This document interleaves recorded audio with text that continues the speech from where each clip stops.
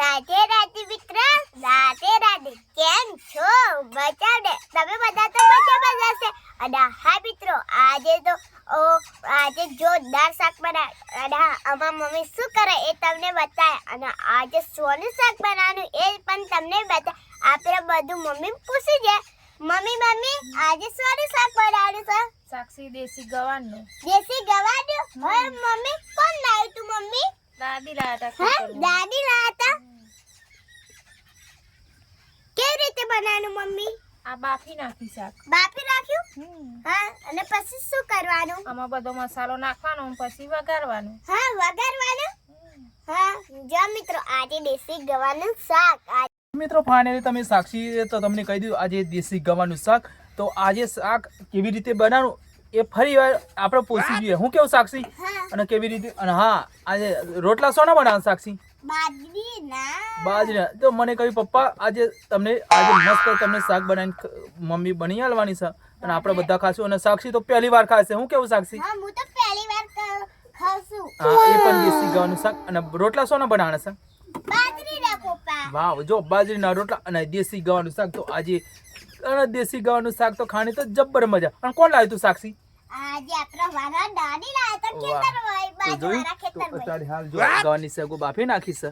હવે જો પેલી ખૂંડી બાફી નાખી ને, બાફી નાખી અને બાફી નાખવાની મસ્ત થોડી વાર અને પછી એનો વઘાર કરવાનો. અને બાજરીના રોટલા ખાણી તો જબ્બર મજા આવે. હે, જબ્બર મજા આવે. હા, કોને કોને ભાવશે એ પણ કોમેન્ટમાં લખજો. અને કોને ખાધી એ પણ કોમેન્ટમાં લખજો. હા, અમારા વાલા દાદી લાયા હતા એ પણ બાજુના ખેતરમાં લાયા હતા, વેણી લાયા હતા શાક. તો આજે ફાઇનલી દેશી ગવાનું શાક અને બાજરીના રોટલા ખાઈને જ અમે રહેશું. અને આજે મારી દાદી શું કહેતા હતા કે સાક્ષી બેટા તે દેશી ગવાનું શાક ખાધું. કઈ દાદી બે તો નહીં ખાધું કે સાક્ષી આજે આપણે દેશી ગવાનું શાક બનાવ્યા હતા.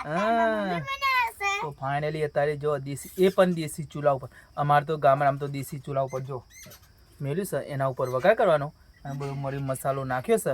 અને હા, દેશી ગવાનું શાક તો મને સાક્ષી ખાવાની તો મજા આવે. બા કેટલી વાર બનાવે દેશી ગવાનું. આપણે જે આ દુકાનો લારીઓ મળે છે ને એ શાક ને આપણા દેશી ગવાનું શાક જો તમે જોઈ શકો છો ચૂલા ઉપર મેળી દીધું છે. અને સાક્ષી પણ જો આમાં આજે સાક્ષી નિશાળ જવા માટે પણ ડ્રેસ પહેરી દીધો, નિશાળ જવાનું છે. તો ફાઇનલી આજે સાક્ષી ખાશે દેશી ગવાનું શાક અને બાજરીના રોટલા. અને આ ઘરની સાસ તો હોય એટલે ખાણી તો જબ. આ તમારી વાલી સાક્ષી ખાશે દેશી ગવાનું શાક. અને આ નકા સાક્ષી તો જબ્બરી કર હાચી. હા, જો આજે સાક્ષી નિશાળ જવા માટે તૈયાર થઈ ગયો. હિના તૈયાર થઈ ગયો છે નિશાળ જવા માટે. જો હિના કિસ્મત એમ તૈયાર થઈ ગયો છે. તો જો તેલ પાડે છે સામે. તો આવી રીતે. અને હા, જો ગેસ ઉપર જો ગેસનો જોઈએ એવો ટેસ્ટ ના આપણે દેશી હું કેવું. જો હિના આવી ગયો. જો હિના તૈયાર થાય છે, તૈયાર થાય નિશાળ જવા.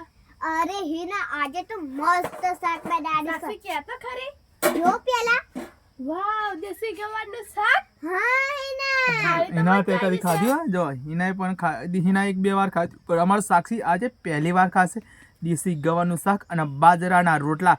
ખાણી તો જબ્બર મજા આવી. શું પૂછું વાતો કરો તમારી મમ્મી? જબ્બર ભાવ છે કે આપણે તો ખાણી તો મજા આવે. અને હા, બાજરીના રોટલા અને ઘરનું શાક હોય અને દેશી ગવાર એટલે વાત જ ના થાય. અને મમ્મી તો પાછી જબ્બર ભાવ છે. એ તો ઓઠ ખાઈ જાય સાક્ષી. તાર મમ્મી ની બહુ ગવાની ઓગળે ખાઈ જાય એવું બનાવે. અમારો આરતી જો આયા. અને હા, હવે તો શિયાળો ચાલુ થઈ ગયો છે. ઠંડી પણ જબ્બર પડવા મોડી છે ને સાક્ષી? હા, માથું બધું ઓરીને તૈયાર થઈ જાઓ. પછી તમે નિશાળ 10 વાગવા આવ્યા છે, 10 સાડા 10 વાગે નિશાળ ઉપડી જાઓ. હા, તૈયાર. તો મારી સાક્ષી પણ જો બીજા ધોરણમાં જાય છે અને હિના 8માં આવ્યો. અને કિસ્મત કયા? કિસ્મત 6થા ધોરણમાં જાય છે. અમારી ચારી દીકરીઓ અને આરતી જો.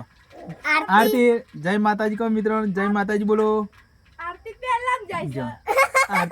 આરતી તો ખાવું પીવું રમવાનું. યસ. અને હા, તો મિત્રો આ છે અમારો પરિવાર. જો અત્યારે અમારી ચારી દીકરીઓ છે. તો આજે બનશે દેશી ગવાનું શાક. તો કોનો ખાધ્યું, કોનો ભાવ છે એ કોમેન્ટમાં દેશી ગળ ખાવાની તો અને જબ્બર મજા આવે વાજી હાચું. રોટલા તો આટલે અમારો વિડીયો પૂરો કરીએ છે. તો આજે બનશે દેશી ગળનું શાક બાજીના રોટલા. તો કોને કોને ભાવશે કોમેન્ટમાં લખી દેજો. કોઈને ભૂલતા નહીં, કોમેન્ટમાં લખી દો. રાધે રાધે.